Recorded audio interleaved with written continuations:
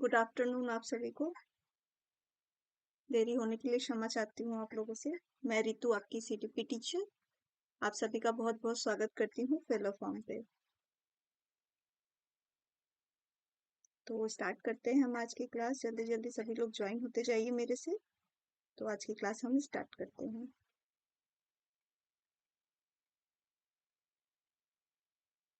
देरी होने के लिए क्षमा चाहती हूँ। नमस्ते आप सभी को। गुड आफ्टरनून आप सभी को। मुझे आज थोड़ी लेट हो गई क्लास को स्टार्ट करने में, इसके लिए सॉरी है। Yasmin ji good afternoon. Good afternoon आप सभी को। तो आज बिना लेट किए, without any delay, we start our class. चलिए फिर, जो हमारी फिलर फॉर्म है, हमारा टेलीग्राम चैनल है और हमारा फिलर फॉर्म का ऐप है, वहाँ पे आपको सारे लेटेस्ट जो भी न्यूज़ है सीटेट से और जो बच्चे नेट की तैयारी कर रहे हैं, वो सारी इंफॉर्मेशन आपको फिलर फॉर्म पे मिल जाएगी। तो आप लोग जो फिलर फॉर्म को ज्वाइन करिए। जो लोग चैनल पे नए हैं वो चैनल को सब्सक्राइब करिए, और जो भी वीडियो आपको अच्छी लगे उसको ज़्यादा से ज़्यादा शेयर करिए, लाइक करिए, ताकि बाकी लोग भी इसको जोड़ सकें हमसे और सबको इस क्लास का फायदा मिल सके। तो सभी लोग जल्दी जल्दी ज्वाइन हो जाइए मेरे साथ। और भी बाकी क्लासेस आपके लिए सब चलाई जा रही हैं सीटेट की। तो सारे क्लासेस में जाइए। सारे क्लासेस पे बहुत ज़्यादा मेहनत हो रही है, हर स्टूडेंट के लिए, हर सब्जेक्ट के लिए, हर टॉपिक नए नए कंटेंट ला के आपको पढ़ाए जा रहे हैं।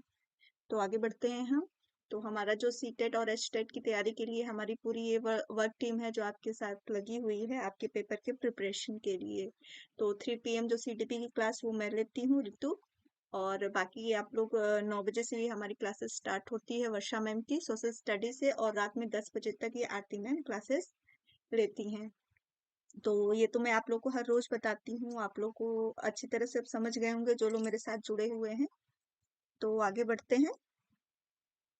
तो हमारी जो सीटेट की ये तैयारी हो रही है, पेपर 1 और पेपर 2 दोनों के लिए हो रही है, और ये बिल्कुल फ्री क्लासेस हैं, इसके लिए आपको कोई चार्ज नहीं करना है।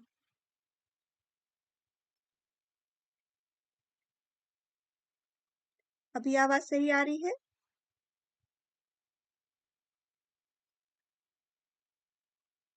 अभी आवाज सही है आप लोग को?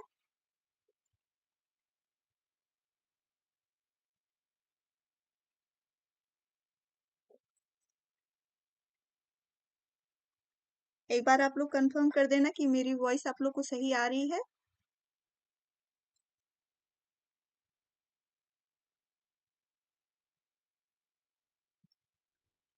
चलिए फिर आगे बढ़ते हैं।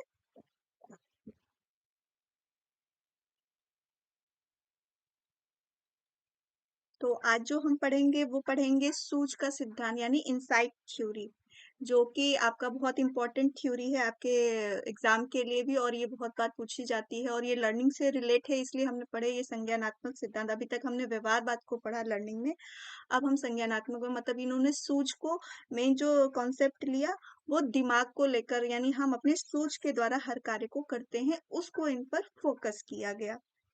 तो ये चीज उस पर लिया गया है।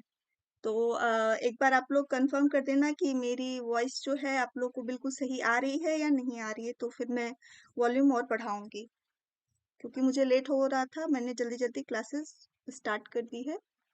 तो एक बार आप लोग कंफर्म कर देना कि मेरी वॉइस आप लोग तक सही जा रही है या नहीं जा रही है।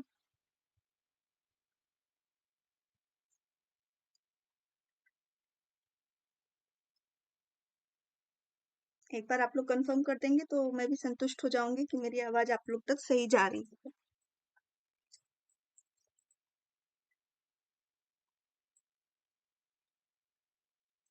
चलिए तो फिर आगे बढ़ते हैं, अपनी क्लास को स्टार्ट करते हैं बिना लेट किए हुए। तो आज का जो हमारा सिद्धांत था वो हम पढ़ रहे थे सूझ का सिद्धांत यानी अंतर्दृष्टि का सिद्धांत। ये जो मेन थ्योरी जो इसको आगे बढ़ाया था ये कोहलर जी ने बढ़ाया था, लेकिन जो इसका सबसे पहले प्रतिपादन और इस पे वर्क किया था वो मैक्स वर्दीमर जी ने किया था। यानी जो ये गेस्टाल्ट वाद थे, इन लोगों ने वर्दाइमर जी, कोफका एंड कोहलर, इन तीनों लोगों के प्रयोग से इस सिद्धांत को आगे बढ़ाया गया, जो मेन गेस्टाल्ट वाद से रिलेट थे। तो थोड़ा सा हम जान जाते हैं गेस्टाल्टवाद के बाद में, ज़्यादा नहीं, थोड़ा मैं इंट्रोडक्शन देना चाहती हूँ। गेस्टाल्टवाद का क्या अर्थ है? गेस्टाल्टवाद का है कि किसी भी आकृति को पूर्ण रूप में देखना, यानी उसको टुकड़ों में, अंश के रूप में हम किसी चीज का प्रत्यक्षीकरण नहीं करते हैं, हम उसको पूर्ण रूप में देखते हैं। तो यही था गेस्टाल्टवाद। गेस्टाल्ट जो शब्द आया था ये जर्मन भाषा से आया था, और जो कोहलर जी थे ये जर्मन के थे। तो इन्होंने अपनी पुस्तक जो बुक ऑफ गेस्टाल्ट साइकोलॉजी 1959 में इस थ्योरी को आगे डेवलप किया। तो अगर आप नोट करना चाहते हैं तो इसको भी याद कर लीजिएगा। The theory of insight was given by Kohler in his book gestalt psychology in 1959। तो इन्होंने जो अपना सिद्धांत दिया था गेस्टाल्ट साइकोलॉजी में दिया था। गेस्टाल्ट शब्द जो था ये जर्मन से निकला था, और इस सिद्धांत को सबसे पहले वर्दीमर जी ने आगे किया था, लेकिन जो इसको आगे बढ़ाने, इस पे जो कार्य किया था वो कोहलर जी ने किया था, और इनका सहयोग कोफका जी ने दिया था। तो इन्होंने एक एक्सपेरिमेंट किया था, उस एक्सपेरिमेंट के आधार पे इन्होंने अपने सिद्धांत को डेवलप किया था। तो आगे बढ़ते हैं, हम जानते हैं इनका जो एक्सपेरिमेंट था, इन्होंने एक भूखे चिंपैंजी पे लिया था। तो उस इन्होंने 6 चिंपैंजियों पे अपना जो ये एक्सपेरिमेंट किया था, सूच का सिद्धांत जिस पे डेवलप किया था, ये 6 चिंपैंजियों पे किया था। ठीक है, जो एक्सपेरिमेंट इनका टोटल था वो 6 चिंपैंजियों पे था, और जिसपे मेन, जिसके ऊपर इन्होंने अपना ये पढ़ाया था, वो किस पे पढ़ाया था? सुल्तान नामक चिंपैंजी पे किया था। तो ये अक्सर एग्जाम में पूछा जाता है कि जो उन्होंने चिंपैंजी एक्सपेरिमेंट के लिए लिया था उसका नाम क्या था? तो उसका नाम था सुल्तान। उसी पे इन्होंने अपनी इनसाइट थ्योरी दी थी। तो इस थ्योरी को समझने से पहले जानते हैं कि अंतर्दृष्टि को प्रभावित करने वाले कौन कौन से कारक होते हैं। इंटेलिजेंस यानी कि बुद्धि। एक व्यक्ति का किसी भी समस्या को हल करने से पहले सबसे ज्यादा जरूरी उसके पास आईक्यू उसका कितना है, वो कितनी अच्छी तरीके से सोच सकता है, उसकी मेंटल एबिलिटी क्या है, उसकी योग्यता क्या है, इस बात पर भी निर्भर करता है। क्योंकि इन्होंने बोला कि कोई भी जो व्यक्ति समस्या का हल करता है वो सारी समस्याओं को एक रूप में संगठित करता है, तालमेल बैठाता है, फिर अपना एक निष्कर्ष निकालता है, उसके बाद वो समस्या का हल करता है। यानी समस्या का जो हल होता है ये हमारे पूरी तरह से मानसिक क्षमता पर निर्भर करता है, हम उसके द्वारा किसी समस्या को हल करते हैं। यानी जो सूझ होता है, जो हमने सूझबूझ से किसी समस्या को अचानक से हल कर पाते हैं, ये इनकी थ्योरी का मेन जो था कॉन्सेप्ट यही था। तो उसके लिए सबसे आवश्यक हो जाता है इंटेलिजेंस की, बुद्धिमान कितना है। जैसे अपनी थ्योरी में इन्होंने चिंपैंजी को लिया, चिंपैंजी वैसे भी बहुत बुद्धिमान पशु माना जाता है उस हिसाब से। फिर एक्सपीरियंस, एक्सपीरियंस जो होता है अनुभव, हमारे किसी भी कार्य क्षेत्र में या किसी भी समस्या को हल करने में बहुत बड़ा रोल निभाता है। कुछ समस्याएं ऐसी होती हैं जिनको हम अपने अनुभव के आधार पे हल करते हैं। यानी व्यक्ति जितना अनुभवी होगा, जितना उसको अनुभव होगा किसी समस्या को हल करने का, वो दूसरी समस्या में पड़ने पर भी उतनी ही इजीली उस समस्या को हल कर लेगा। परसेप्शन ऑफ प्रॉब्लम, यानी कि जो समस्या की अवधारणा है वो उसके बारे में कितनी लगन से सोचता है। जब तक भी हम किसी प्रॉब्लम को बहुत ध्यान से देखेंगे नहीं, सोचेंगे नहीं, तब तक हम उसकी समस्या का समाधान नहीं कर सकते। फिर आता है हमारा ट्रायल, यानी कि प्रयास। किसी भी समस्या को हल करने के लिए हम प्रयास करते हैं, बिना प्रयास के कोई भी समस्या को हल नहीं किया जा सकता। तो समस्या के लिए सबसे जरूरी हमारा क्या होता है? प्रयास करना, कि उसके लिए हम कितने तत्पर हैं कि उस कार्य को हम सही ढंग से कर सकें। तो अब हम बात करेंगे कि जो कोहलर जी ने जो एक्सपेरिमेंट किया था, वो जिस चिंपैंजी पे किया था उसका नाम था सुल्तान, और उसको उन्होंने भूखा रखा था। और एक कमरे में जो उनका था, जिसके आधार पे उन्होंने अपना ये सिद्धांत प्रतिपादित किया था। तो इन्होंने 2 एक्सपेरिमेंट किया था। फर्स्ट वाले में किया था कि इन्होंने एक बंदर को एक रूम में बंद कर दिया, और 3 जो बॉक्सेस ये आप देख रहे हैं, ये 3 बॉक्सेस उसके रूम में रखे थे, और जो छत थी वहाँ की रूफ जो थी उस पे केला को टांग दिया था। और चिंपैंजी क्या था, वो भूखा था। तो उसने दिमाग लगाया वहां तक पहुंचने के लिए कि यहाँ तक कैसे पहुंचा जाए। तो उसने पहले फर्स्ट बॉक्स को यहाँ पे रखा, इस पर चढ़ा, तो उसे केले की प्राप्ति नहीं हुई। फिर उसने दूसरे बॉक्स को उसके ऊपर रखा, फिर चढ़ा, फिर केले की प्राप्ति नहीं हुई। फिर उसने तीसरा बॉक्स रखा और तीसरे बॉक्स को रखने के बाद वह केला पा गया। यानी कि उसने अपने समझ का, अपने दिमाग का, अपने मस्तिष्क की पूर्ण तरह से यूज किया कि इस सिचुएशन में हमें क्या करना चाहिए। वो भूखा था तो उसने अपने चारों तरफ की समस्याओं को देखा। यानी किसी एक कैटेगरी को गेस्टाल्ट यही कहता है कि वो समस्या को, समग्र पहलुओं को देखता है, उसके बाद ऑर्गेनाइज करता है, फिर वो समस्या का हल करता है। तो संपूर्णता को देखते हुए वो इस समस्या का हल करता है। यानी उसने अपनी सूझ का इस्तेमाल किया, समस्या को एनालाइज किया और फिर उसके आधार पे उसने अपने टारगेट को पा लिया। तो ये था उनका फर्स्ट एक्सपेरिमेंट। फिर उन्होंने दूसरा एक्सपेरिमेंट उसे चिंपैंजी पे किया, जिसको एक पिंजरे में बंद कर दिया और पिंजरे में उसको बंद करने के बाद से केले को बाहर छत पे लगा दिया और वहां पे दो तीन जो ये डंडे थे वो रख दिए तीनों तरफ फैला के। तो फिर वो वनमानुष जो था, चिंपैंजी था, वो भूखा था। उसने पहले एक डंडे को उठाया और केले को पाना चाहा पर नहीं खींच पाया। फिर उसने पहली स्थिति में ऐसा हुआ था, इसलिए उसने दूसरी स्थिति में अपने अनुभव का लाभ उठाया और फिर एक डंडे को दूसरे डंडे से जोड़ा, जो एक उन्होंने ऐसा डंडा रखा था जो एक दूसरे से ज्वाइंट हो सके। तो उसने दूसरे डंडे को जोड़ा, फिर उसने केले को नहीं प्राप्त कर पाया। फिर उसने तीसरे को जोड़ा और उसके आधार पर वो केले तक वो डंडा पे पहुंच गया और उसने केले को उतार लिया। यानी यहाँ पे उसने अपने पूरे सूझ का, अपने दिमाग का, मस्तिष्क का पूरी तरह से यूज किया और उसके आधार पर उस चिंपैंजी ने केले को प्राप्त कर लिया। तो यही हमारी इनसाइट थ्योरी है कि व्यक्ति जब किसी समस्या को देखता है, उस पे एनालाइज करता है, फिर वो उस समस्या का हल कर लेता है। यानी जो उसका टोटली किसी समस्या को हल करने की जो क्षमता होती है, उसके शारीरिक प्रयास पे नहीं बल्कि उसके मानसिक प्रयास पे होता है। यानी भी किसी भी समस्या का अचानक से हल पा जाना, जैसे कि लाइट स्विच चलाने पे तुरंत लाइट का ऑन हो जाना, इस तरह का इन्होंने अपनी थ्योरी में आगे बात बताई। चलिए, फिर हम जानते हैं इनकी थ्योरी में जो मेन बेसिस था कि जो समस्या का हल होता है वो व्यक्ति में अचानक से सूझ द्वारा होता है। तो सबसे ज्यादा जरूरी क्या है कि हमारे पास, हम किसी भी समस्या को समझने का, सोचने की शक्ति होगी तो हम उस समस्या को हल कर पाएंगे। तो इसका जो हम मेन यूज देखते हैं कि इसका शिक्षा के क्षेत्र में कैसे यूज है, आज हम उसको पढ़ेंगे कि अंतर्दृष्टि सिद्धांत का शैक्षिक महत्व या शिक्षा में अंतर्दृष्टि सिद्धांत का उपयोग कहाँ है। कोलर का जो शैक्षिक महत्व दिया था, सबसे पहले अगर उसके फैमिली की बात करें, जो जहाँ पे माता पिता हैं, तो माता पिता और शिक्षक को बच्चे के व्यक्तित्व की पूरी तरह से देखने के बाद ही उसके बारे में विचार करना चाहिए। यानी कि उसके किसी एक एक्टिविटी से ये नहीं उसके ऊपर डिसीजन दे देना चाहिए कि वो व्यक्ति ऐसा ही होगा, या शिक्षक बोले कि बच्चा ऐसे लो मेंटेलिटी का है या हाई सोच वाला है। यानी उसका पूरा जो है ऑब्जर्वेशन करने के बाद ही वो उस व्यक्ति के बारे में एक सही अनुमान लगा सके।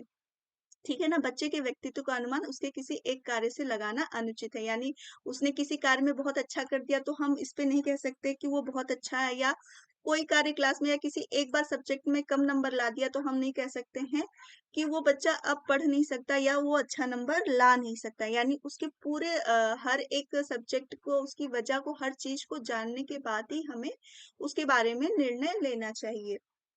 दूसरा उन्होंने जो दिया कि बच्चों के बौद्धिक विकास के लिए उनकी अंतर्दृष्टि और समझ बहुत उपयोगी है। यानी जो हम जब मेंटल एबिलिटी की बात करते हैं तो उसके बुद्धि की, उसके आईक्यू लेवल की बात कर रहे हैं। तो बच्चा जो उसके किसी भी समस्या को हल करने के लिए उसके आंतरिक समझ को उपयोगी माना गया। यानी जो वो खुद से किसी समस्या को हल करेगा वो सबसे बेटर होगा, और उस समय जो वो चीजों को हल करेगा और उसके लिए जो प्रोत्साहन उसे मिलेगा वो लाइफ टाइम के लिए उसके लिए रीइंफोर्समेंट का काम करेगा। इसलिए बच्चों की इस पद्धति के माध्यम से अधिक कार्य करने के लिए प्रोत्साहित करना चाहिए। यानी क्लास में कुछ ऐसे टास्क देने चाहिए जिसमें बच्चे अपनी सूझ को विकसित करें, अपने अंतर्दृष्टि के आधार पर किसी समस्या को हल करें। इसके आधार पे हम कह सकते हैं कि ऐसे बच्चों में जो मेन क्रिएटिविटी होती है, जो बहुत प्रतिभाशाली होते हैं, ऐसे बच्चों को ऐसे सिचुएशन में डालने पे वो समस्याओं को बहुत अच्छी तरीके से समझ जाते हैं, जहाँ पे हम कह सकते हैं कि थॉर्नडाइक जी का जो सिद्धांत था वो शारीरिक प्रयास पे ज्यादा बल देता था कि मतलब बार बार बच्चे को सिखाओ, बार बार करो तो वो चीजें सीख लेता है। तो वो मंद बुद्धि बालकों के लिए तो बहुत उचित था, पर जो तीव्र बुद्धि वाले लोग हैं वो लोग ज्यादातर कठिन परिस्थितियों में किसी चीज को सॉल्व करना ज्यादा पसंद करते हैं। तो ये वाली थ्योरी को अगर हम अपनी क्लास में उन बच्चों के लिए यूज करते हैं जो मेंटली बहुत एक्टिव हैं और दिमागी रूप से बहुत स्वस्थ और कह सकते हैं प्रतिभाशाली हैं, ऐसे बच्चों में जो इनसाइट थ्योरी होती है, जो इनसाइट लर्निंग होती है वो बहुत ज्यादा होती है, और ऐसे में वो समस्याओं को बहुत अच्छी तरीके से सॉल्व कर लेते हैं। चलिए फिर आगे बढ़ते हैं। यहाँ तक क्लियर है आप लोग को? अगर टॉपिक क्लियर होता जा रहा तो आप कंफर्म करते जाइए, और जहां नहीं अभी तक कुछ समझ में आया हो तो आप बता दीजिएगा, तो मैं फिर से आपको वो चीजें बता दूंगी।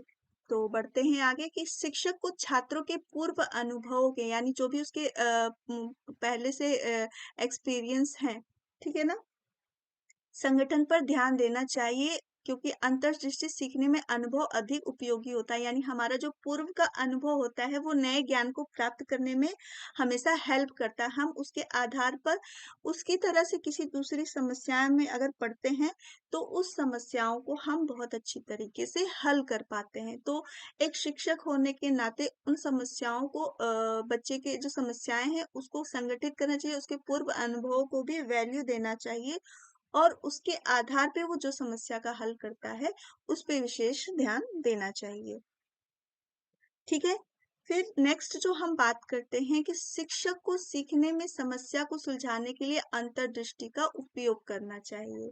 यानी अगर किसी समस्या को हम बच्चे को सिखा रहे हैं तो उसको डायरेक्ट आंसर आंसर ना करके बच्चे को उस चीज को समझने को सुलझाने के लिए कहना चाहिए। पहले वो खुद प्रयास उसको करवाना चाहिए कि बच्चे कहाँ तक उस चीज को समझ रहे हैं, तब उसके बाद उस समस्या पे कहाँ अटक रहे हैं, तब एक शिक्षक वहां पे जाके उसकी मदद कर सकता है। क्लियर है यहाँ तक आप लोगों को बात? यहाँ तक क्लियर हो तो फिर आगे बढ़ते हैं।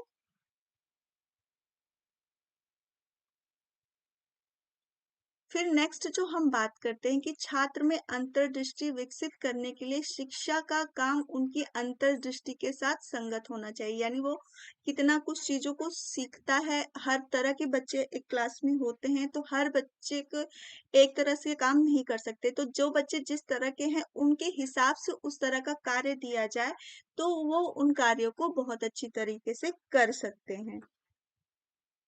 चलिए फिर आगे बढ़ते हैं। तो आगे जो हम बात करते हैं कि विद्यार्थी को मानसिक रूप से स्वस्थ बनाने के लिए शिक्षक को अनुकूल वातावरण बनाना चाहिए। यानी उसको ऐसा इन्वायरमेंट देना चाहिए जिसमें वो अपने मानसिक क्रियाओं को सही रूप से कर सके। यानी एक स्वस्थ वातावरण, जब तक उनको हेल्दी इन्वायरमेंट नहीं देंगे वो उन चीजों को उतने अच्छे से नहीं कर पाएगा। यानी उनकी जो सूझ है, जो उनके मानसिक विकास को बढ़ाना है, जो उनकी कल्पना है क्लास में, वो करने के लिए सबसे जरूरी क्या है कि उनको वैसा वातावरण दिया जाए जहां पर वो अपनी सूझ को, अपनी अंतर्दृष्टि को विकसित कर सके, और जो उनकी पूर्व धारणाएं हैं उनको हम उससे मुक्त करा सके। तो नेक्स्ट जो उन्होंने बोला कि पाठ्यक्रम के निर्माण में तथा पाठ्यक्रम के विभिन्न हिस्सों को समझने में अंतर्दृष्टि प्रक्रिया को ध्यान में रखते हुए एकीकृत किया जाता है। यानी जो भी पाठ्यक्रम हम निर्माण कर रहे हैं वो किस तरह से होना चाहिए, बच्चे के लेवल को ध्यान में रखते हुए, हर एक समस्या को समझते हुए हम पाठ को संगठित करते हैं और एक रूप में चलाते हैं ताकि वो बच्चों को यूजफुल हो सके।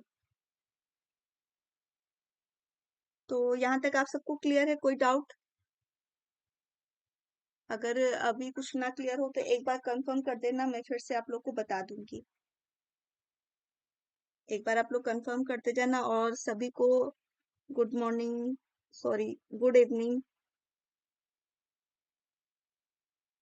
प्रतीक्षा जी, अनीता जी, रेनू जी, यास्मीन जी, सभी को गुड इवनिंग।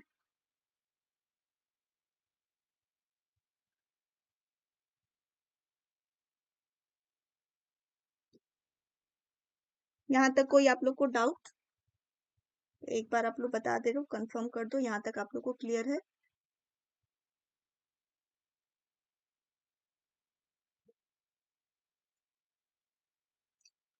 चलिए, यहाँ तक आप लोग को कोई डाउट नहीं है तो फिर आगे बढ़ते हैं।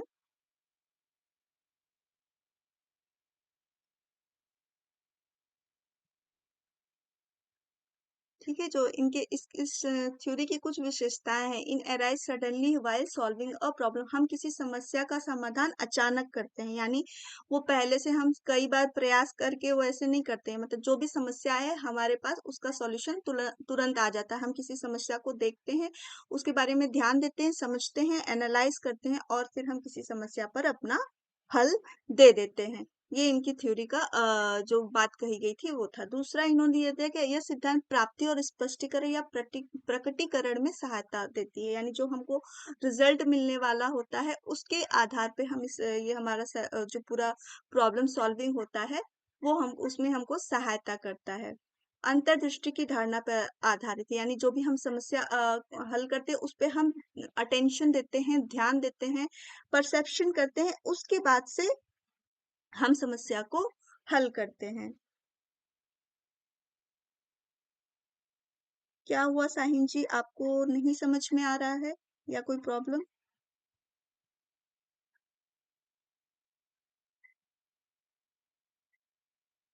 क्लियर है यहाँ तक का कॉन्सेप्ट आपको?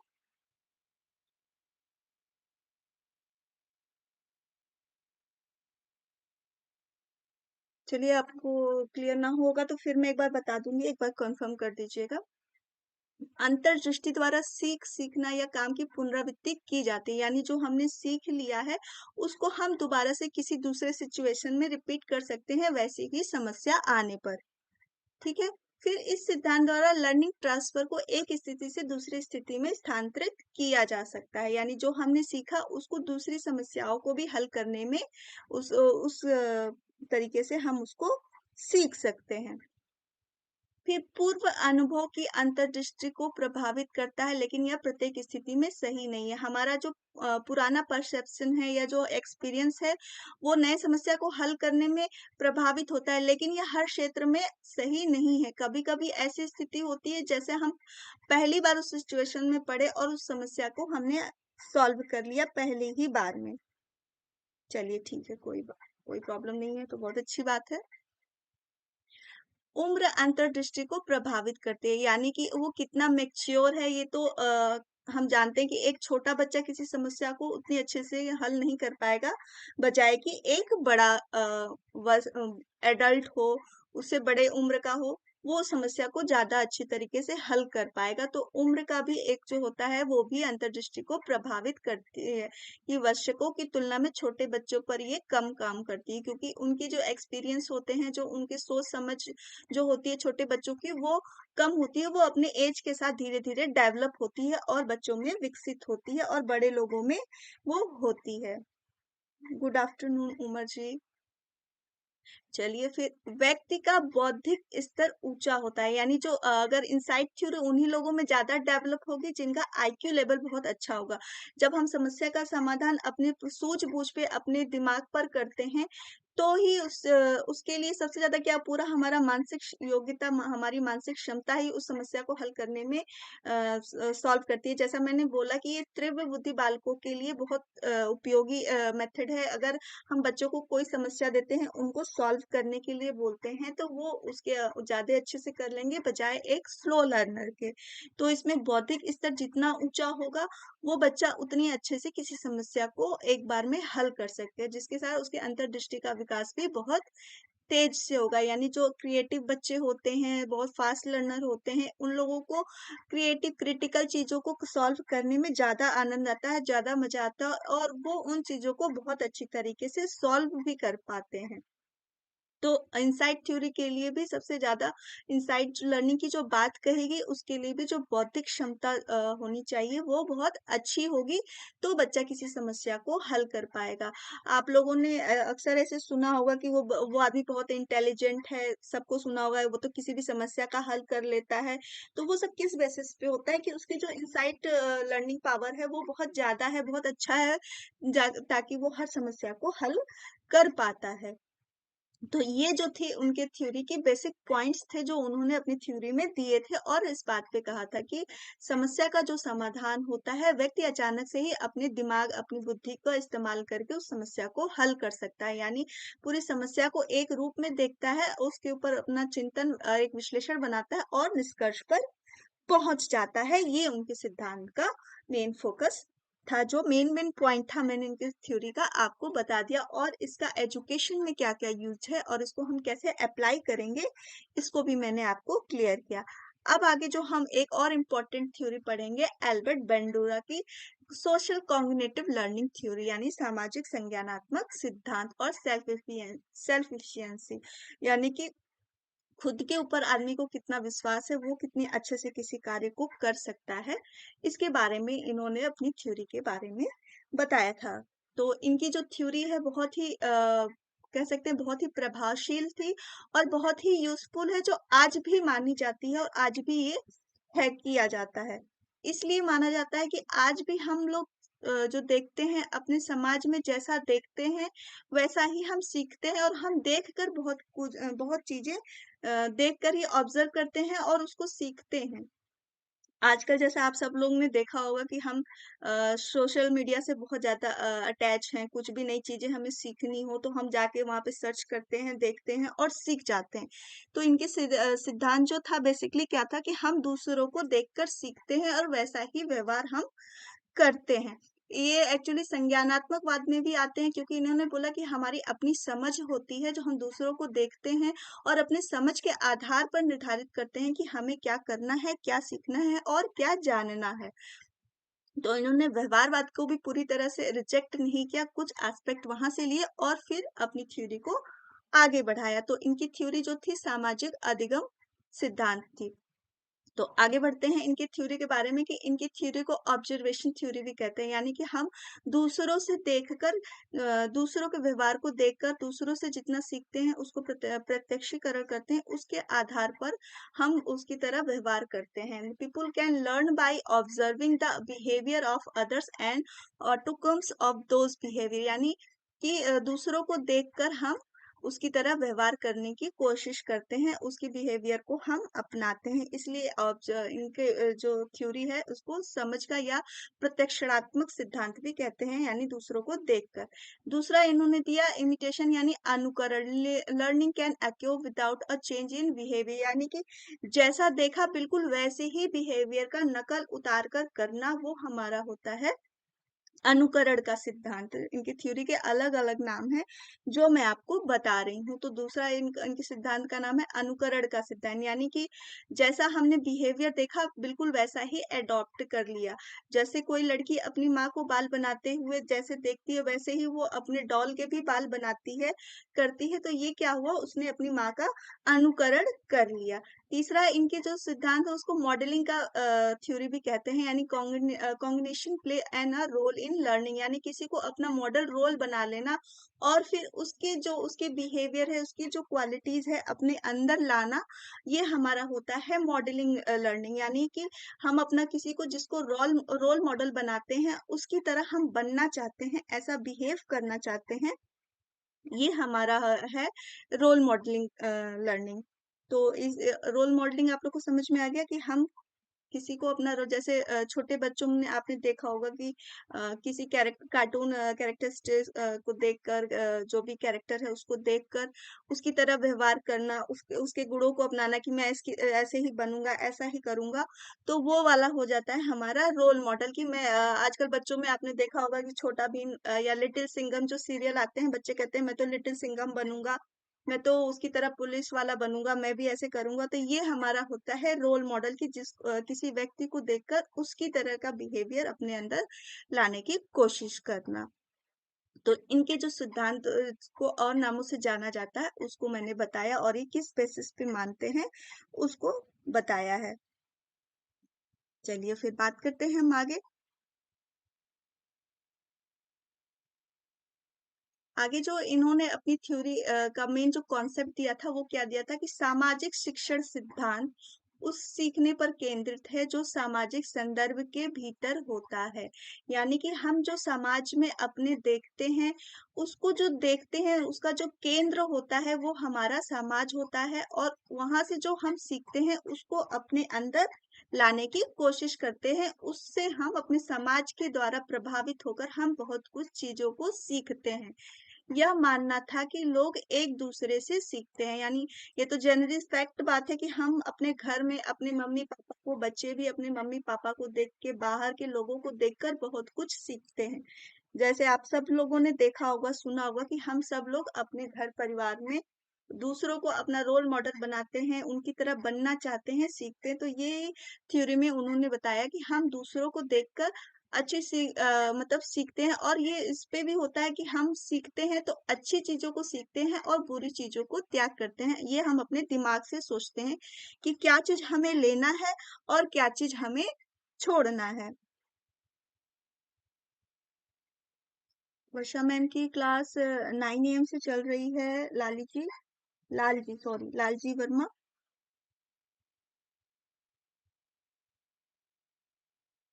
9 AM से उनकी क्लास चल रही है। आपको नहीं मिली क्या आज उनकी क्लास?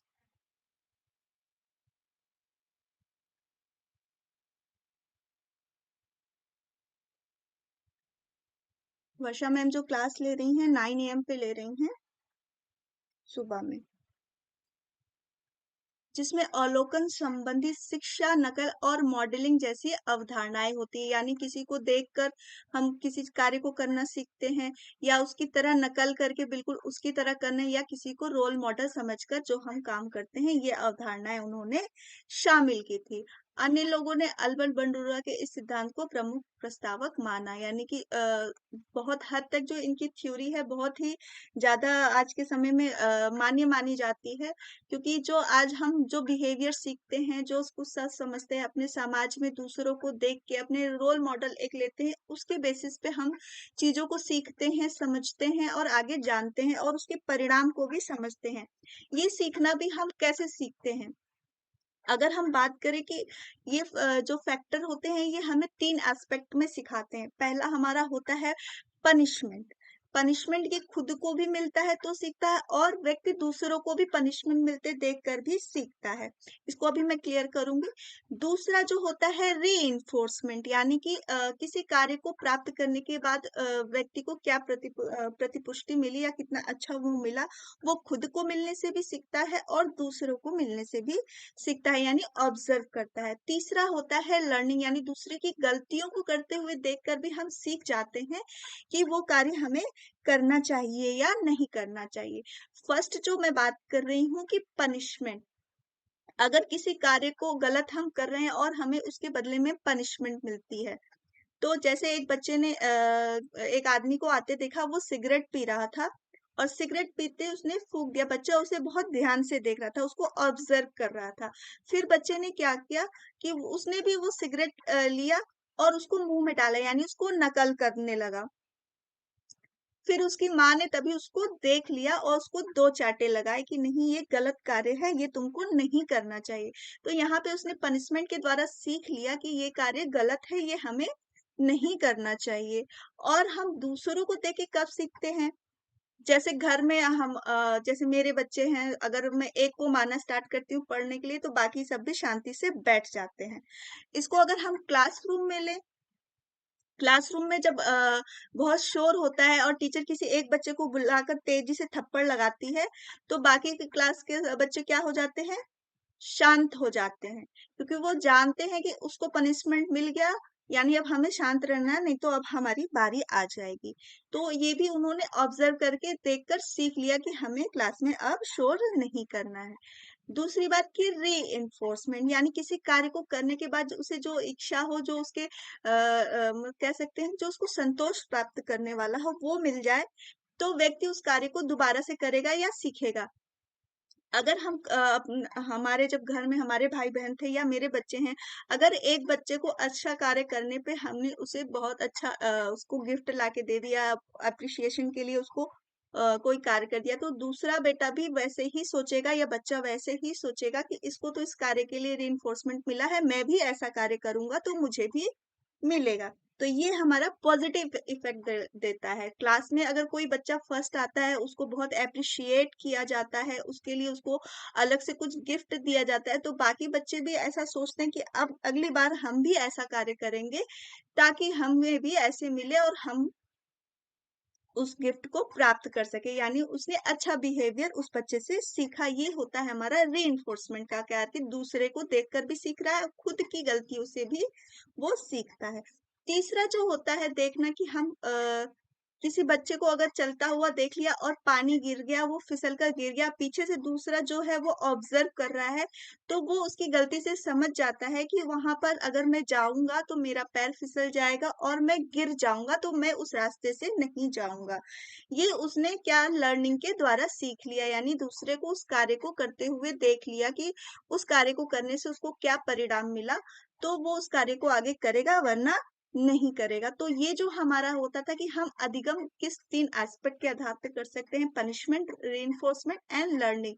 ये हमारा दूसरों को देखकर भी होता है और खुद के द्वारा भी होता है, जो हम अपने समाज के द्वारा सीखते हैं, ये अल्बर्ट बंडूरा जी ने कहा। आगे जो इनका मोस्ट फेमस जो इन्होंने एक्सपेरिमेंट किया था, वो एक बेबो डॉल पे किया था। तो ये जो डॉल थी, इसके ऊपर आक्रामक व्यवहार जो बच्चों ने किया, उसके बेसिस पे किया कि जैसा बच्चे देखते हैं वैसा ही सीखते हैं। तो इसीलिए हम लोग को घर में कहा जाता है ना कि मम्मी पापा हो तो आप अच्छे से बच्चों के सामने बिहेव करो, तो बच्चे जैसा आप देखोगे, जैसा आप बोलोगे, बच्चे वो चीज कैच करेंगे और वैसा ही करेंगे। और नॉर्मली ये होता भी है कि हम घर में जैसा बिहेव करते हैं, धीरे धीरे बच्चे भी उन चीजों को देख देख कर सीख जाते हैं। हम बच्चों को डांटते हैं तो कभी कभी अगर हमसे वो मिस्टेक होती है, मेरे बच्चे अक्सर करते हैं, मैं उन्हें डांटती हूँ, बोलती हूँ, और कभी कुछ ऐसा मेरे से हो जाता है तो वो तुरंत मुझे को ऐसे बोलते हैं कि आपको ऐसा कार्य नहीं करना चाहिए था। यानी बहुत वो वर्ड जो मैं उनके लिए यूज करती हूँ, वो वर्ड वो मेरे लिए यूज करते। तो इनका जो एक्सपेरिमेंट था, ये बेबो डॉल पे था। उन्होंने एक डॉल को लिया और 3 कैटेगरी में बच्चों को बांट दिया और 3 उसमें दिखाया। एक उसमें एक शिफ्ट में जो बच्चों को दिखाया कि खिलौने, एक डॉल थी, उसको मारा पीटा, उसके बदले में उसको गिफ्ट मिला। मतलब एक रीइंफोर्समेंट दिया गया, उस तरह का व्यवहार बच्चे ने सीखा। दूसरे बच्चे ने उसको डॉल के साथ प्यार वाली बातें, व्यवहार मतलब प्रेम पूर्वक रहने की चीजें बताई गई। और तीसरा जो दिखाया गया कि जब बच्चे ने खिलौने को मारा पीटा, जो मूवी दिखाई गई, मूवी के थ्रू जा रहा था कि मूवी में जो एक डॉल को दिखाया गया कि मारते पीटते मारा पीटा गया डॉल को, तो उसको गिफ्ट मिला। दूसरे में उसने डॉल से मतलब लगाव, उससे अटैचमेंट, प्रेम की चीजों को दिखाया गया। तीसरे ग्रुप के बच्चों को वैसी मूवी दिखाई गई जिसमें डॉल को पीटने पे उसे पनिशमेंट मिला। फिर उन्होंने अपने इस एक्सपेरिमेंट के द्वारा जब उन तीनों बच्चों को एक साथ देखा और डॉल दिया, तो पहले बच्चे, जो पहले ग्रुप को जो दिखाया था, जो डॉल के साथ आक्रामक बिहेवियर कर रहे थे, उन्होंने वही चीज रिपीट किया जो उस मूवी में किया गया था, यानी डॉल के साथ आक्रामक बिहेवियर करते हुए। दूसरे वाले ने क्या किया कि उसको पनिशमेंट मिला था उस डॉल के साथ एग्रेसिव बिहेवियर दिखाने के लिए, तो उन बच्चों ने ऐसा बिहेवियर डॉल के साथ नहीं किया। और तीसरे बच्चों में दिखाया कि वो डॉल से खेलते थे, बातें करते थे, प्यार वाली चीजें करते थे, उनके साथ इमोशनली अटैच थे। वो वाले ग्रुप बच्चे उस डॉल के साथ वैसा बिहेवियर किए। तो यहाँ पे उन्होंने जो अपने एक्सपेरिमेंट के दिखाया कि जैसा बच्चों ने मूवी में देखा, उनको जैसी प्रतिपुष्टि उससे मिली, वो उस तरह का बिहेवियर दूसरों के साथ भी करते हैं या खुद में भी लाते हैं। ये इनका एक्सपेरिमेंट था बच्चों के ऊपर। फिर इस एक्सपेरिमेंट के थ्रू जो उन्होंने कॉजेस ऑफ लर्निंग को बताया, सबसे पहले उन्होंने बोला कि ये सब जो कॉजेस होते हैं, ये सब एक दूसरे से इंटरेक्ट होते हैं, यानी बिहेवियर, इन्वायरमेंट और उसके पर्सनल फैक्टर या कॉग्निटिव बोल सकते हैं, जो उनका संज्ञानात्मक विकास होता है। इन तीनों को, ये सब एक दूसरे को इफेक्ट करते हैं, यानी एनवायरमेंट पर्सनल फैक्टर को, एनवायरमेंट फैक्टर को, ये इसको बिहेवियर इसको, यानी हर तीनों फैक्टर होता है, ये तीनों एक दूसरे को प्रभावित करते हैं। बात अगर हम करें इन्वायरमेंट का, कि हम अपने समाज में बहुत कुछ, अपने समाज के द्वारा जिस वातावरण में हम रहते हैं, वहां से हम बहुत चीजें देखते हैं और सीखते हैं। ये इन्होंने इन्वायरमेंट फैक्टर में लिया कि हम अपने समाज में जो देखते हैं, वहां से जो चीजें होते हैं हम उनको सीखते हैं और अपने बिहेवियर में उसको लाते हैं। यानी कि जो चीज हम अपने समाज से सीख रहे हैं, देख रहे हैं, उसको अपने अंदर एडॉप्ट कर रहे हैं, वैसा बिहेवियर हम करने की कोशिश करते हैं जैसा हम देखते हैं। तीसरा जो इन्होंने बात करी पर्सनल फैक्टर की, यानी कॉग्निटिव की, यानी जो चीजें हमने देखा उसको अपनी थिंकिंग से जोड़ा, अपनी सोच से जोड़ना ही हमारा क्या कहलाता है, कॉग्निटिव इफेक्ट। यानी कि जो चीज हम अपने बिहेवियर में ला रहे हैं उसको हम अपने दिमागी तौर पर भी उस चीज को सोच रहे हैं, अपने संज्ञानात्मक विकास को विकसित कर रहे हैं और उसको लेते हुए आगे चल रहे हैं।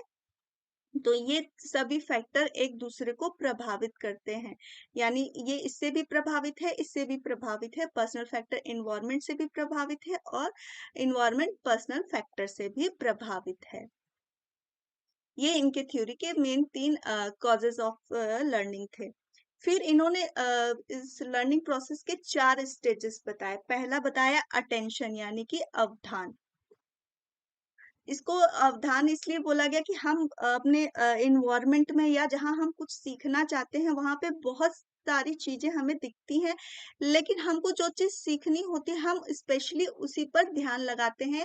यानी जो हमें सीखना है उसको अगर हम ध्यान से देखना चाहेंगे तो ही हम उसको सीख पाएंगे, उस चीजों पर ध्यान देना।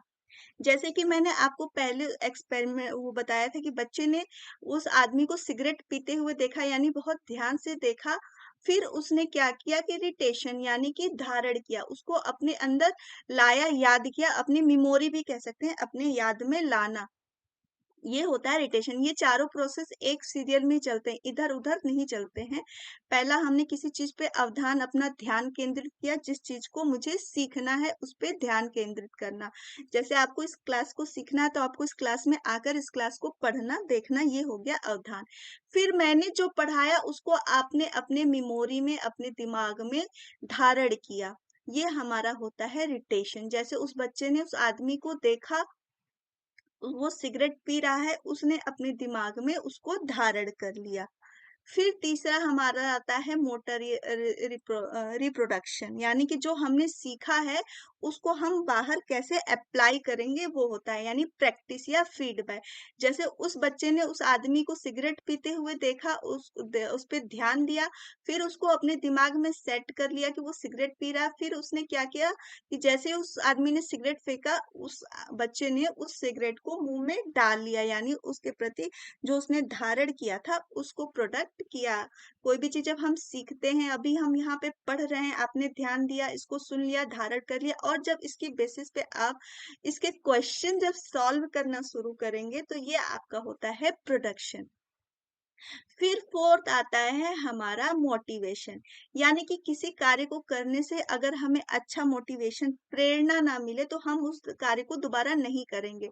जैसे उस बच्चे को सिगरेट पीने पे उसकी माँ ने थप्पड़ मार दिया, तो फिर क्या हुआ कि उसे मोटिवेशन नहीं मिला, उसे क्या हुआ, थप्पड़ मिला, कि उस कार्य को करने के बदले में उसे पनिशमेंट मिला, फिर उसने दोबारा ये कार्य नहीं किया।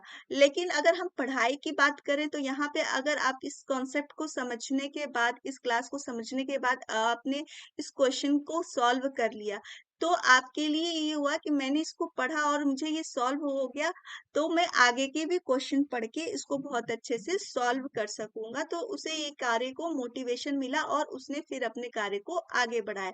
तो ये जो प्रोसीजर होता है ये लगातार चलता रहता है, तो हमारी लर्निंग पूरी होती है। अगर इनमें से कोई भी एक ब्रेक होगा, यानी हमने ध्यान तो दे दिया पर उसको धारण नहीं किया, तो यहाँ पे हमारी लर्निंग नहीं हुई।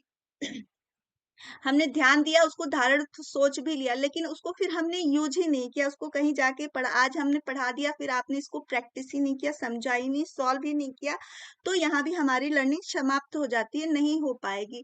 तो मोटिवेशन होगा ही नहीं, जब उस कार्य को हमने दोबारा से किया ही नहीं, फिर से करने का प्रयास किया नहीं, तो हमसे जो उस कार्य करने के बाद जो हमारी रीइंफोर्समेंट मिलना था वो मिला ही नहीं, तो हम उस कार्य को आगे नहीं बढ़ाएंगे, तो लर्निंग हुई ही नहीं। इसलिए लर्निंग के लिए हमें अटेंशन, रिटेंशन, मोटर रिप्रोडक्शन और मोटिवेशन, ये चारों चीजों की बहुत जरूरत पड़ती है। इन चारों के बेसिस पे ही हम अपना लर्निंग पूरी प्रक्रिया को पूरी कर पाते हैं। तो आगे जो हम बात करते हैं कि इसका शिक्षा के क्षेत्र में क्या उपयोग है। जैसा कि मैंने पहले ही बताया कि हम बहुत कुछ चीजें आजकल देखकर ही सीख लेते हैं, बहुत कुछ जाने। अगर हम बात करें कि घर में अगर बच्चा है, कोई सीरियल या कोई हीरो देखता है, उसकी तरह वो बिहेव करने लगता है। आज हम सीखने का कार्य करते हैं, हम कुकिंग भी बहुत कुछ आजकल यूट्यूब पे ये सब सारी चीजें आती हैं, हम वहां से देखते हैं और उस तरह की कोशिश करते हैं, सीख लेते हैं। हेयर स्टाइल बनाना, काफी चीजें हम देखकर ही सीखते हैं, यानी दूसरों को देखकर हम बहुत कुछ सीखने लगते हैं। तो जो ये शिक्षा के अगर क्षेत्र में कहें तो एक टीचर जितना टीचिंग एड्स या पढ़ाने का तरीका जितना प्रभावशील करेगा, बच्चे में भी लर्निंग उतनी अच्छी होगी।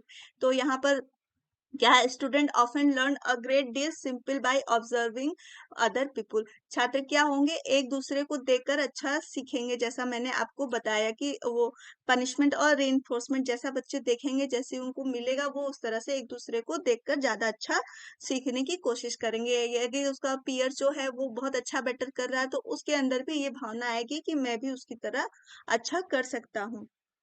ठीक है। फिर जो उन्होंने दूसरी बात कही कि व्यवहार के परिणामों का वर्णन करना उचित व्यवहार को प्रभावी ढंग से बढ़ा सकता है। यानी जो भी हम बिहेवियर कर रहे हैं वो कितना इफेक्टिव है, ये इफेक्टिवनेस ही उस कार्य को हमें और आगे करने के लिए तत्पर करेगा। और अनुचित लोगों को कम, जो हमारे अनुचित कार्य हैं, जितना हम उचित बिहेवियर देखेंगे उसके बारे में जो भी पॉजिटिव रिजल्ट आएंगे, तो हम उस कार्य को उतना ही करने की कोशिश करेंगे। और जिन कार्यों को करने से हमें निगेटिव चीजें मिल रही हैं, यानी पनिशमेंट मिल रहा है, अच्छा नहीं हो रहा, उन चीजों को हम त्याग देंगे। इनमें विभिन्न व्यवहारों के लिए पुरस्कार परिणाम के बारे में शिक्षार्थी के साथ चर्चा करना शामिल हो सकता है ना। रीइंफोर्समेंट, जो मैंने बोला कि रीइंफोर्समेंट किसी कार्य के लिए जितना मिलेगा, उस कार्य को हम उतना दोहराएंगे, और जिसके लिए पनिशमेंट मिलेगा उस व्यवहार को हम छोड़ते जाएंगे। फिर उन्होंने तीसरी बात कही कि modelling provide an alternative to shaping for teaching new behaviour. जो हमारा क्या होता है, मॉडल जो होता है, रोल मॉडल होता है, उसके द्वारा जो चीजें हम सिखाते हैं वो ज्यादा इफेक्टिव होती है। उसको एक चीजों को सीखने के लिए कई तरह के विकल्प प्रदान कर देती है। आकार देने उपयोग करने के बजाय जो ऑपरेशन कंडीशनिंग मॉडलिंग में नए व्यवहार को पढ़ाने के लिए एक अधिक और अधिक कुशल साधन प्रदान कर सकता है। यानी किसी भी चीज को मॉडलिंग के थ्रू उसके गुणों को, उसके विवेचनाओं को, अच्छी चीजों को हम बता दें, तो वो चीज क्या करेगी, वो लर्निंग में हमें और इफेक्टिव करेगी। जैसे प्रभावी मॉडलिंग को बढ़ावा देने के लिए एक शिक्षक को यह सुनिश्चित करना चाहिए कि 4 आवश्यक शर्तें, ध्यान, प्रतिधारण, मोटर प्रश्न और प्रेरणा, जो मैंने आपको लर्निंग के लिए बताई कि ये चारों चीजें हमारी लर्निंग के लिए सबसे ज्यादा आवश्यक है। इनके बिना हम लर्निंग को पूरा नहीं कर सकते हैं। ठीक है। फिर उन्होंने बोला कि शिक्षकों को और माता-पिता को उचित व्यवहार करना चाहिए और ध्यान रखना चाहिए कि वे अनुचित व्यवहार ना करें। क्योंकि हम हमारे बिहेवियर को बच्चे ऑब्जर्व कर रहे हैं, घर में भी ऑब्जर्व कर रहे हैं, तो इसलिए आवश्यक है कि हम बच्चों के साथ वैसा ही आचरण, व्यवहार उनके सामने प्रदर्शित करें जैसा हम उनके अंदर डेवलप करना चाहते हैं। अगर हम बच्चे को अच्छा कुछ सिखाना चाहते हैं, तो उनके सामने भी हमें अच्छा प्रदर्शित ही रहना चाहिए, अच्छे वर्ड यूज करने चाहिए, अच्छा व्यवहार प्रदर्शित करना चाहिए, ताकि वो चीजों को उतनी अच्छी तरीके से सीख सके, समझ सके। ठीक है, यहाँ तक आप लोग को कोई प्रॉब्लम समझने में? यहाँ तक कोई प्रॉब्लम तो नहीं है आप लोगों को समझने में कि इनका जो सिद्धांत है, सामाजिक अधिगम सिद्धांत, कि हम समाज में जो चीजें देख रहे हैं, उस उन चीजों को देखते हैं और अपने अंदर भी उन चीजों को लाते हैं, उसके तरह हम व्यवहार करना सीखते हैं। लेकिन ये व्यवहार उस पे निर्धारित करता है कि उसका परिणाम कैसा मिल रहा है। ये जितना अच्छा उसका परिणाम होगा, हम उतनी अच्छा उसका व्यवहार करेंगे, और वो खराब चीजों को छोड़े जाएंगे और अच्छी चीजों को हम एडॉप्ट करेंगे, उसकी तरह हम बिहेव करना सीखेंगे। तो ये हमारा था इनका कि सामाजिक अधिगम सिद्धांत, कि हम अपने समाज से जो देखते हैं उसको सीखते हैं और अपनी सोच और समझ के आधार पर निर्धारित करते हैं कि हमें कैसा व्यवहार करना है और कैसा व्यवहार नहीं करना चाहिए। और यही हमको बच्चों के अंदर डेवलप कैसे करना है, कि बच्चे कैसे व्यवहार अच्छा, उनको अच्छा अपने वातावरण से एडजस्ट हो सके, दूसरों के साथ अच्छी तरीके से व्यवहार कर सके। ये उनकी पूरी थ्योरी का कॉन्सेप्ट था।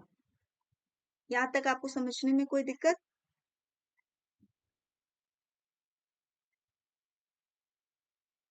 अगर यहाँ तक आप लोग को कोई दिक्कत ना हो तो एक बार कंफर्म कर दीजिए आप सभी।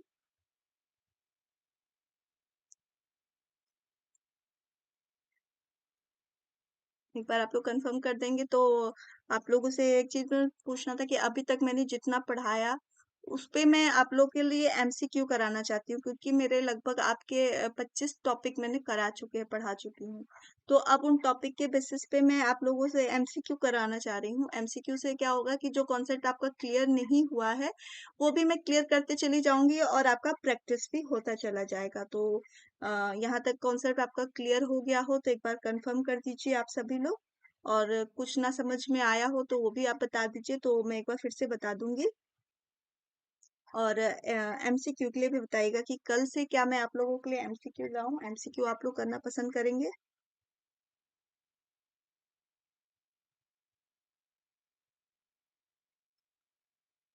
तो आप लोग एक बार बता देंगे तो ज्यादा सही रहेगा, तो मुझे क्लासेस लेने में भी इजी हो जाएगी। फिर ये एमसीक्यू कराने के बाद फिर मैं आगे जो बचे हुए टॉपिक है उनको कराऊंगी। ओके, शाइन जी कह रही है ठीक है। तो मेरा मैं अब तक जितना पढ़ाया है मैं उस पे एमसीक्यू लाना चाह रही हूँ, ताकि मैं जो चीजें जो बच्चे बाद में ज्वाइन हुए जो नहीं कर पाए हैं उन लोग का भी कॉन्सेप्ट क्लियर हो जाएगा और एमसीक्यू से आपकी प्रैक्टिस भी हो जाएगी, और जो चीजें आपको समझ में नहीं आई हैं वो एक बार फिर से समझ में आ जाएगी। ओके, प्रतीक्षा जी भी बोल रही हैं यस, तो ठीक है। तो कल से जो मेरा रहेगा मेन कि मैं आप लोग को ज्यादा से ज्यादा, जब से मैंने बेसिक स्टार्ट किया है वहां से एमसीक्यू स्टार्ट करूंगी, और जो चीजें कॉन्सेप्ट आप लोग को क्लियर नहीं हुआ है मैं उस पे भी आपको बताते चलूंगी, ताकि आपको क्वेश्चन भी हल होता जाए और एमसीक्यू भी हो जाएगा। मैं ही एमसीक्यू मैं लेके आ रहा और वो सब आप लोग करिएगा। कोई बात नहीं यास्मीन जी, आज ही ज्वाइन हुई है तो कोई दिक्कत की बात नहीं है। मैं एमसीक्यू कराऊंगी, उसके साथ मैं उसका कॉन्सेप्ट भी क्लियर करते जाऊंगी। मैं इसलिए कराना चाहती हूँ कि वहां से आप लोग का मुझे एक आइडिया भी मिल जाएगा कि आपको कितनी चीजें समझ में आ गई हैं, और जो चीजें समझ में नहीं आई हैं मैं उसको एक बार क्लियर भी करती जाऊंगी। तो क्या होगा कि आपका क्वेश्चन भी सॉल्व होता जाएगा और आपका एमसीक्यू भी तैयार होता जाएगा। आपको पता भी चल जाएंगे कि कैसे प्रश्न आएंगे और उसको कैसे सॉल्व करना है। तो इसमें कोई दिक्कत वाली बात नहीं है कि आपने आज ही ज्वाइन किया है, कोई इसमें परेशानी वाली बात नहीं है। और जैसे मैं आगे कराती जाऊंगी आप लोगों को वो कॉन्सेप्ट भी क्लियर होता जाएगा। ठीक है। तो मेरा अभी जो मैंने बहुत टॉपिक पढ़ा दिए, बहुत टॉपिक हो गए हैं मेरे, तो मैं सोच रही हूँ कि उसके एमसीक्यू भी आप लोग के कराती जाऊं मैं। तो कल से जो मेरा क्लास चलेगा वो एमसीक्यू का ही मैं चलाऊंगी। जितने क्वेश्चन हो जाएंगे पूरा कॉन्सेप्ट में क्लियर करते चली जाऊंगी, ताकि आप लोग के एग्जाम आने तक वो हर एक चीज क्लियर हो जाए, किसी चीज में आपको डाउट ना रहे। ठीक है। चलिए, और मेरी क्लास अच्छी लगे तो लाइक भी करते जाना, आप लोग के लाइक्स बहुत कम आते हैं, तो थोड़ा सा वो मोटिवेशन का कार्य मेरे लिए करेगा। और जो चीजें को आगे मैं बताती जाऊंगी उसको बताते भी जाना कि क्लियर हो जाएगा। ठीक है। तो आज के लिए बस इतना ही। आप सबका बहुत बहुत थैंक यू। और कोई भी जो लोग क्लास अभी तक नहीं ज्वाइन किए, हमारा टेलीग्राम चैनल भी है सीडीपी का फिल फॉर्म का, तो आप उस पे भी जाइए। वहां से भी आपको नोट्स वगैरह जो भी क्लासेस की इंफॉर्मेशन होगी, हर क्लासेस की इंफॉर्मेशन मिल जाएगी। और जितनी क्लासेस मेरी हो चुकी हैं अभी तक उन सब क्लासेस का आपका डिटेल में वीडियो मिल जाएगा। हर एक कॉन्सेप्ट को मैंने लेकर पढ़ाया है, हर एक टॉपिक को लेकर पढ़ाया है। तो एक बार आप जब वीडियो देख लेंगे तो आपको एमसीक्यू भी करने में बहुत इजी हो जाएगा, हर कॉन्सेप्ट आपका समझ में आ जाएगा। और जो कॉन्सेप्ट आपको ना भी समझ में आए तो आप एक कमेंट बॉक्स में डाल दो या फिर फीडबैक दे देना कि मुझे ये कॉन्सेप्ट नहीं समझ में आया, तो मैं उस चीज को आपको फिर से क्लियर कर दूंगी, फिर से बता दूंगी। ठीक है। तो यहाँ तक के लिए थैंक यू। और जो लोग नए हैं वो चैनल को सब्सक्राइब करो, और दूसरे लोगों को भी वीडियो ज्यादा से ज्यादा शेयर करिए, ताकि और लोग भी क्लास में जुड़े। सबको क्लासेस स्टार्ट हो चुकी हैं तो सबको उसका फायदा मिल सके। और मेरी वीडियो अच्छे लगे तो प्लीज आप लोग लाइक भी करते जाना यार। ठीक है। और नोट्स के लिए जो भी क्यूरी है आपकी नोट्स के लिए, आप इस नंबर पे कॉल कर सकते हैं, आपको नोट्स की जितनी इंफॉर्मेशन है वहां से मिल जाएगी। ठीक है। तो आज के लिए बस इतना ही। Thank you and take care and keep practicing. Okay, bye.